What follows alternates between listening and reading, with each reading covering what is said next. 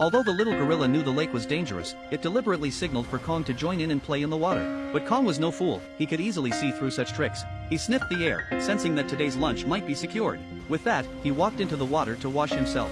Not wanting to have his plan exposed, the little gorilla tried to act nonchalant and pretended to drink from the water. Suddenly, ripples appeared on the surface, and Kong sensed something was wrong. Turning around, he saw a water dragon swiftly approaching, ready to strike.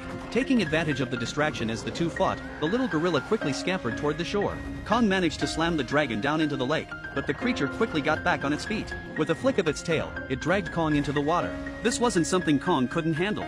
The next second, he broke free from the dragon's grip and shot out of the water.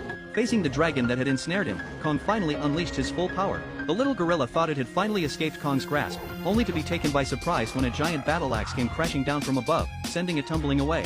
Kong then tossed the dragon's severed head at the little gorilla's feet. The little gorilla braced itself, expecting a beating, but Kong didn't strike.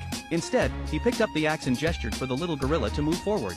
As evening approached, Kong began eating the dragon meat. The hungry little gorilla could only pray that Kong would share some food with him. Kong noticed and directly handed over some food, but the little gorilla recoiled, eyeing him warily. Seeing the gorilla's ungratefulness, Kong tossed the food onto the ground. The little gorilla, realizing the situation, quickly grabbed the food and started eating. At that moment, the little gorilla's perception of Kong shifted. Full and satisfied, the little gorilla led Kong onward. Along the way, they passed a bridge made from the bones of a giant beast. Despite Kong's towering height of 100 meters, he seemed tiny atop the skeletal structure. It was clear that if this beast were still alive, the destruction it could wreak on Earth would be unimaginable. Soon, they reached their destination. But what they saw shocked and angered Kong. His kin were being treated like slaves, and even the smallest mistake could result in their heads being severed for display. Furious, Kong marched forward, determined to find out what was going on. What he didn't realize was that he was walking straight into disaster. Just then, one exhausted ape dropped a stone. Another ape kicked him to the ground without hesitation. Kong saw this and, ignoring the smaller ape trying to hold him back, stepped in and helped the fallen ape back to his feet. That single act, however, was enough to offend the brute who had kicked him. To make matters worse, Kong's move was seen as an open challenge to the ruler of this land. And right at that moment, a massive red-furred ape dropped from above.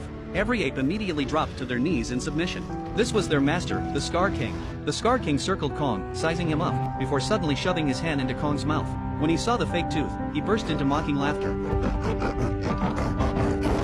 Then his gaze shifted to the little ape who had brought Kong here. Realizing the connection, the Scar King moved to punish him. The little ape's mother rushed forward, shielding her child with her body, pleading with tearful eyes for mercy. But without a hint of hesitation, the Scar King kicked her straight into the molten lava.